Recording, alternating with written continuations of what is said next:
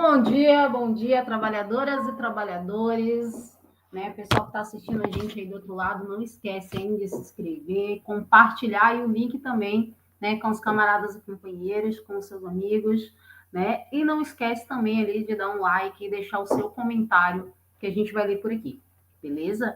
Hoje, gente, no Tempo Roubado, nós vamos falar sobre o fim da escala 6 por 1, é isso mesmo, né? Que foi o que idealizou essa coluna aqui, né? Através desse debate, a gente conseguiu um espaço aqui, né, no JTT e também, né, no portal Desacato, para poder falar um pouquinho sobre essa luta, como que está sendo construída no Brasil, né, o fim da escala 6 por 1, que é uma escala que tira o nosso tempo, por isso que nós temos tempo roubado.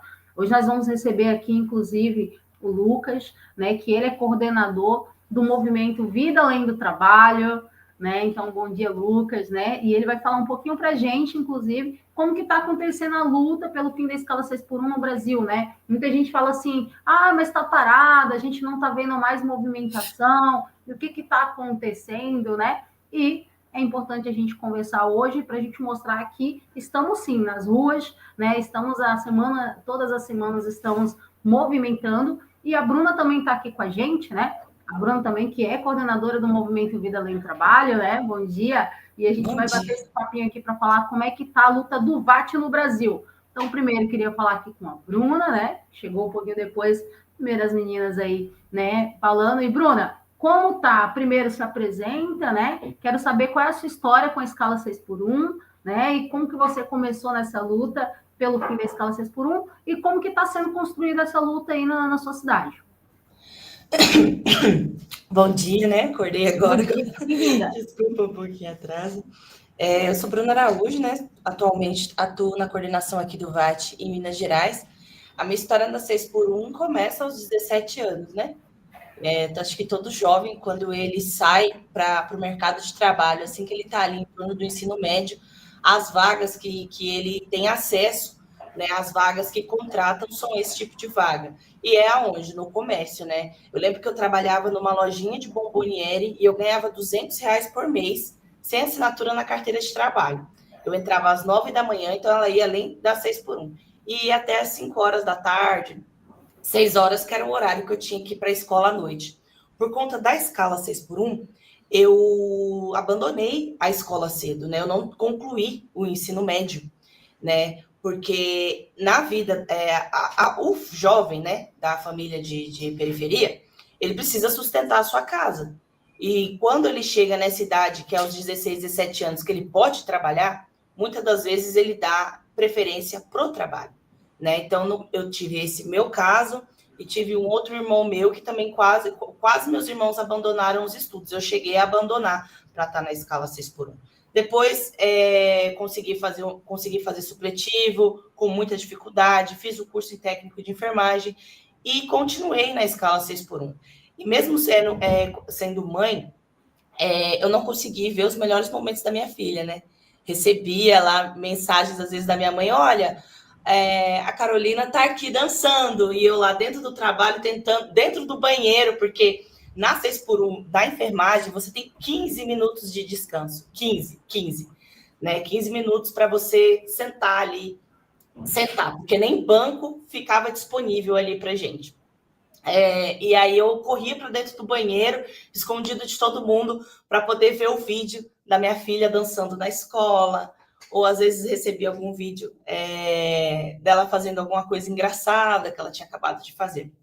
Então, realmente, como é o nome aqui, ela rouba mesmo a nossa vida, ela rouba nosso tempo, ela me tirou muita coisa. E aqui, né, atualmente, a gente luta com a conscientização, levando os nossos panfletinhos, conversando com as pessoas, porque mesmo dentro dessa escala, a gente normaliza e acha que está correto, né? Porque quando você reclama de que está ruim, você não quer trabalhar, você não quer nada com a vida. Ah lá, esses jovens, como a gente vê o que acontece na geração Z, esses jovens não querem nada. E a verdade não é assim, né? A gente está lutando aí para que as pessoas tenham essa conscientização que isso não está correto, e que bom, né, que a geração nova vem dando esse exemplo para a gente, né? Eu vim da época, né? Eu já estou lá passando meus 30, em que era se normalizado a gente se sacrificar. Minha mãe me ensinou isso. Se você trabalhar, trabalhar, trabalhar, você vai conseguir as suas coisas, você vai conseguir ser alguém. E não é o que acontece, né? Hoje o que? Eu tenho 35 anos, moro de aluguel, depressão, foi isso que eu ganhei, sabe? E frustração, porque é isso que você ganha. É o que a 6x1 traz para a gente, né? Então, a gente fica realmente afetado de forma física, psicológica, nossa família é afetada, né, gente? A educação, né, é afetada, os nossos acessos sociais são afetados pela escala 6x1, né? Obrigada, né, Bruna? É muito importante a gente lembrar que o movimento Vida Além do Trabalho é composto por trabalhadores da escala 6x1 e trabalhadores que já foram na escala 6x1, famílias afetadas pela escala 6x1, né? E que nós estamos nessa luta por nos identificarmos, por estarmos dentro dessa realidade. E é por isso que eu quis trazer vocês aqui, para que as pessoas conheçam um pouco desse movimento, né, que conseguiu pautar, né, algo tão importante na sociedade que há 50 anos a gente luta para ter, né? Que é um pouco mais de dignidade, um pouco mais de descanso para o trabalhador, né? E ouvir o relato de uma mãe, ouvir o relato de uma pessoa que teve que abandonar os estudos, né, por causa da escala 6x1, é algo que a grande parte da população se identifica, né? Porque eu acho que hoje é a realidade que a gente tem de quem trabalha na escala 6x1 é essa. Você tem que escolher entre o estudo, né, e trabalhar, você tem que escolher entre o trabalho e a sua própria família. E isso é um absurdo, né? Então, obrigada, tá, Bruna? Eu queria também aqui dar um bom dia para o Lucas também, que também é coordenador do Movimento Vida Além do Trabalho. Também quero ouvir você, a sua experiência aí dentro da escala 6x1. O que fez você, o que fez com que você se tornasse hoje um ativista, um militante pelo fim da escala 6x1, né? Como que você teve essa identificação, né? Qual é a sua história e como que está aí a luta também, né? Então, falei com a gente e a gente vai bater bastante papo hoje, gente, tá? Então vai ser rápido, mas tem muita coisa a ser falada hoje ainda aqui no Tempo Roubado. Bem-vindo, Lucas. Perfeito.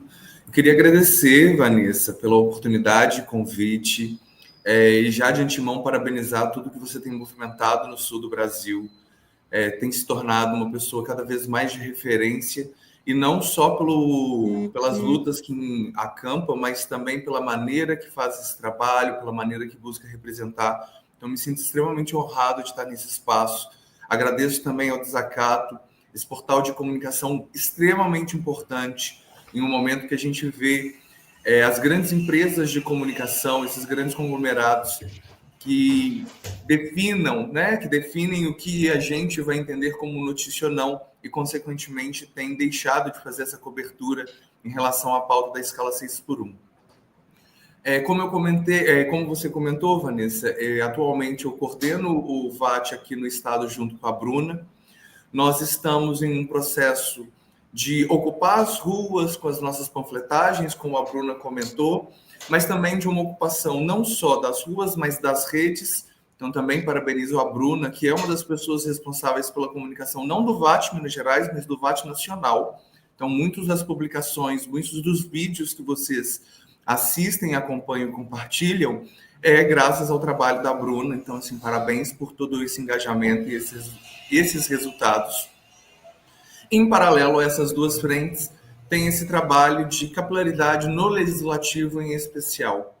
Nesse momento, a gente tem aqui em Minas Gerais e nos outros estados também se aproximado de gabinetes de vereadores, vereadoras, deputados e deputadas, muito no entendimento de que a gente precisa construir uma rede de defesa pelo fim da escala 6x1. E hoje a gente está aqui para falar um pouco do que tem acontecido no movimento, e já puxando uma coisa que você traz logo no começo, é que, de fato, o processo está aparentemente parado. Só que eu queria só trazer um pouco mais de luz para uma questão, que essa pausa no ritmo, ela acontece graças a uma única pessoa, que é o presidente atual da Câmara dos Deputados, que é o deputado do Republicanos, Hugo Mota. E é interessante observar, muito se fala sobre ele estar ali, sentado na cadeira, emperrando a pauta, mas eu acho que a gente pode dar uns passos atrás e entender quem é Hugo Mota, que em 2017 foi processado por conta de questões trabalhistas, e aí é legal a gente entender os personagens dessa relação. A gente está falando de um deputado federal, com seus recursos, com sua capilaridade, com toda uma equipe a seu dispor, e numa disputa judicial contra uma empregada doméstica, uma diarista, ele se recusou a pagar um valor de R$ 2.500, de R$ 1.000, onerando essa pessoa a R$ 700 para pagar do processo que essa empregada movimentou contra ele. Ela ainda teve que pagar R$ 700 no fim do processo, porque a justiça brasileira é uma justiça que é do lado do patrão, é do lado dos empresários, é do lado de quem já está com o poder. E aí essa pessoa só não pagou esses valores porque ela foi dispensada uma vez que ela não tinha recursos. Então a gente está falando de uma pessoa que, com um salário de mais de R$ 40.000, se recusou a pagar R$ 2.500 para uma pessoa. É com esse tipo de gente que a gente está lidando, é com esse tipo de postura que a gente tem que lidar e dialogar, entre muitas aspas, né, porque não querem conversar conosco. Então, é interessante a gente também conhecer quem são os nossos algozes, quem está do outro lado. E o deputado Hugo Mota é essa pessoa que, numa postura de poder, de ter recursos, optou por ser mesquinho e não pagar o direito básico de uma pessoa. Imagina o que ele vai fazer em relação às nossas pautas e à nossa necessidade de derrubada da escala 6x1. Então, eu trago muito luz para essa questão, porque estamos lidando com um lado articulado, bem equipado, com recursos, mas o pior, com nem um pouco de interesse em abraçar as pautas e demandas da classe trabalhadora.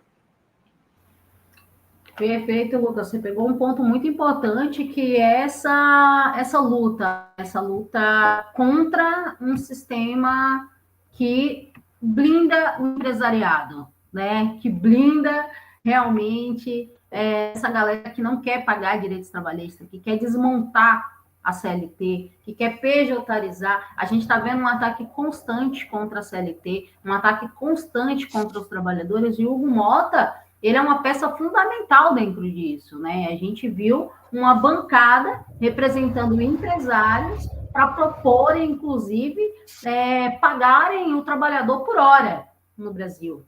A gente está lidando com, a gente chama uma máfia, né? Uma máfia legal, empresarial dentro do Brasil, né? Para poder resguardar o mínimo de direito que a gente ainda tem, porque a gente passou por um desmonte dos direitos trabalhistas. E a gente ainda está lutando para recompor esses direitos que foram perdidos, e ao mesmo tempo a gente está lutando para manter os direitos, né? Trazer mais direitos, né? Para o trabalhador, para as trabalhadoras, né? E é importante a gente trazer à tona os personagens dessa história. E a população precisa ficar atenta aos personagens dessa história. Hoje, o grande algoz do fim da escala 6x1 no Brasil se chama Hugo Mota, né? Hoje, o grande algoz dos trabalhadores e das trabalhadoras no Brasil se chama Hugo Mota. Ele é o cara que está passando, de fato, brindando o empresariado, né? Articulando lá dentro do Congresso Nacional, né? Uma ofensiva contra a luta dos trabalhadores, se unindo ao empresariado, né? Os grandes, a gente não está falando de pequeno e médio empresário, a gente está falando do grande empresariado, né? A gente está falando daquelas pessoas que enriquecem às custas do sofrimento humano, né? Então, assim, é muito importante você trazer essa informação para a gente, e é importante também a gente começar a falar os nomes dessas pessoas nos espaços, né? Trazer o caso do Hugo Mota, um cara que já passou, e é incrível como a gente percebe, né? Normalmente são pessoas com históricos trabalhistas, né? São pessoas com históricos de negarem direitos trabalhistas, pessoas empresários, né? Que enriqueceram de alguma forma explorando o trabalhador e as trabalhadoras, né? Então é importante a gente trazer essa ilusão, assim, a gente trazer realmente a história, dar nome aos bois. Eu acho que é esse o movimento, e o movimento Vida Além do Trabalho está de parabéns. Tenho muito orgulho de compor, né? Esse exército dos trabalhadores e das trabalhadoras. Também tem uma história, né, em relação à escala 6x1, e eu sei que a gente vive isso constantemente com medo, inclusive, né? E a gente pode falar um pouquinho sobre isso, sobre o medo, né? Hoje, o ativista do movimento Vida Além do Trabalho, a gente é ameaçado, nós somos ameaçados de morte, nós somos ameaçados de... Muitos perdem o emprego, né? Nós somos ameaçados, somos calados, né? Os empresários nos perseguem, os políticos, e principalmente políticos da extrema-direita, que levantaram a bandeira, né, contra o trabalhador, né? Eles não assinaram a nossa PEC e ainda militam contra o fim da escala 6x1, constantemente, né? Então, esses são os inimigos da classe trabalhadora, e é muito importante o trabalho que o Vida Além do Trabalho está fazendo hoje no Brasil, que é realmente dar nome a essas pessoas, é realmente escancarar, mostrar para os trabalhadores e para as trabalhadoras que já vivem pouco tempo, porque o seu tempo é roubado, né? Para buscar informação e filtrar essa informação e entregar para os trabalhadores e para as trabalhadoras, para conscientizar. Eu acredito que, eu não sei se a Bruna concorda comigo, o VAT, ele é um canal de libertação e despertar. Sim. Né? A gente desperta os militantes para a luta, né? A gente desperta a base progressista, trabalhista, para a luta, novamente, em relação aos trabalhadores, né? E a gente liberta a consciência dos trabalhadores e das trabalhadoras nesse país, que estão encarcerados, né? São pensamentos, mentalidades, são, de fato, consciências encarceradas e que a gente consegue libertar, né, Bruna? Eu concordo muito com isso, Vanessa, principalmente nessa questão que a gente estava falando de trazer os nomes. O trabalhador, ele não conhece o sistema, porque não nos é ensinado como funciona o sistema. E o VAT, ele traz, olha, para que a gente consiga isso, a gente precisa de uma petição pública. Depois dessa petição pública, a gente vai fazer uma discussão dentro de Brasília. Depois disso, a gente vai precisar montar uma PEC. Essa PEC montada vai mandar para o fulano. Então, muitas vezes, quando a gente sai na rua para conversar com o trabalhador, ele não sabe quem é o Hugo Mota. E aí fica essa impressão que a gente estava falando aqui no começo, de que o VAT está parado, de que o VAT não está fazendo nada. E o VAT, ele vem e traz esse tipo de informação. Muitas vezes as pessoas não sabiam nem o que é uma audiência pública. Eu mesmo sou uma pessoa assim, que vim dessa escala 6x1 e através do VAT a luta me educou. Eu fui aprender o que é uma audiência pública, como funciona, a importância da gente ir para a rua e fazer protestos, a importância da pressão popular. Então, tudo isso você vai aprendendo quando eu vim para o VAT, no caso, e quando as pessoas começam a querer fazer alguma coisa para mudar a sua realidade. Então, é colocado para a gente que a gente tem que ficar conformado, né? Devido à escala 6x1, como eu disse, eu tinha 15 minutos para poder fazer um lanche, né? Em que momento que você vai parar para prestar atenção? Então, quando a gente pega o nosso panfleto e a gente vai para a rua e a gente conversa com o trabalhador no ponto de ônibus, porque ali é o momento que ele está ali esperando o ônibus, ele consegue escutar, a gente leva esse tipo de informação, a gente orienta ele da importância de estar unido e vir para a rua junto com a gente, de assinar a petição, de ir nas redes sociais do Hugo Mota e fazer essa pressão popular, porque só assim que a gente vai conseguir acabar com essa escala. Complementando o que a Bruna traz, eu acho peculiar quando a gente fala assim, a gente não conhece o Hugo Mota, só que o pessoal da Paraíba, de onde ele saiu, conhece o Hugo Mota. O Hugo Mota é filho de um prefeito do interior do estado, seus avós foram deputados por mais de 4 mandatos cada um, sendo avó paterna, avó materna, avó paterna. Então, é uma família de políticos, é uma família de sobrenome. E eu penso que a gente tem que refletir, já falando sobre 2026, sobre quais pessoas a gente coloca nesses espaços, pelo simples fato de que Hugo Mota nunca teve nenhum tipo de experiência na escala 6x1. Quiçá teve sua carteira impressa, não diria assinada. Então, a gente está falando com pessoas que não têm compreensão do que é a nossa realidade. E fica a nossa reflexão, eu sei que tem pessoas nos acompanhando, e bom dia para elas, que estão nos ouvindo, e a gente precisa fazer essa reflexão. Quais famílias estão sendo beneficiadas nesse processo? Porque nós estamos construindo um movimento, e aí já até dando um gancho para o próximo tema que vai ter no programa hoje, somos pessoas LGBTs que são invisibilizadas, somos mulheres que não são permitidas ter a sua maternidade ou ser trabalhadoras, porque é uma escala que não permite esse processo. A gente está falando das crianças que não têm possibilidade de ter seu pai e sua mãe na escola durante a semana, porque o emprego não libera. Falam que assim, o pai e a mãe têm que acompanhar a criança. Que dia? Domingo para ir lá conversar com o porteiro?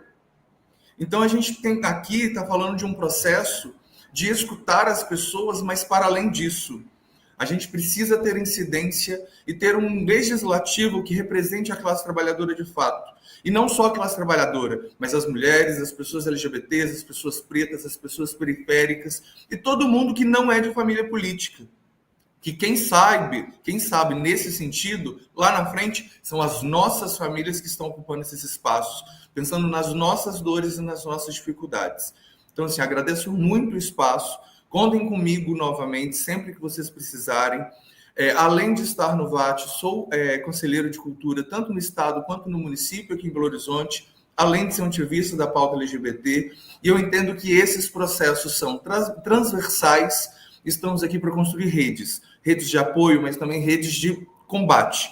Porque quando a gente precisar, a gente puxa um e leva todo mundo junto. A gente está aqui para isso.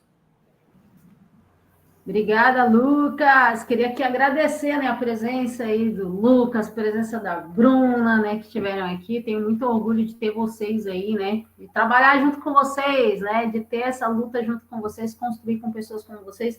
Eu acho muito importante, com certeza eu vou trazer o VAT muitas vezes aqui, eu vou trazer vocês aqui, até porque eu faço parte dessa luta, né, e eu acho importante a ideia, quando a gente foi convidado para fazer essa coluna, foi justamente trazer luz, trazer visibilidade para essa luta que a gente faz no Brasil todo. Então, com certeza, Lucas, você vai voltar aqui novamente, a Bruna vai voltar aqui novamente, vários outros coordenadores do Movimento Vida, além do trabalho, vão estar aqui presentes para mostrar um pouquinho o que a gente está fazendo no Brasil, né? Como que funciona esse movimento, né? A gente tem uma luta muito difícil pela frente, né? A gente tem que lembrar também aqui no meu último minutinho, eu vou aproveitar para usar para dizer para a galera que está aí assistindo do outro lado e que vai assistir depois também, porque a gente vai divulgando ali nas nossas redes, vamos divulgar lá em Minas, né?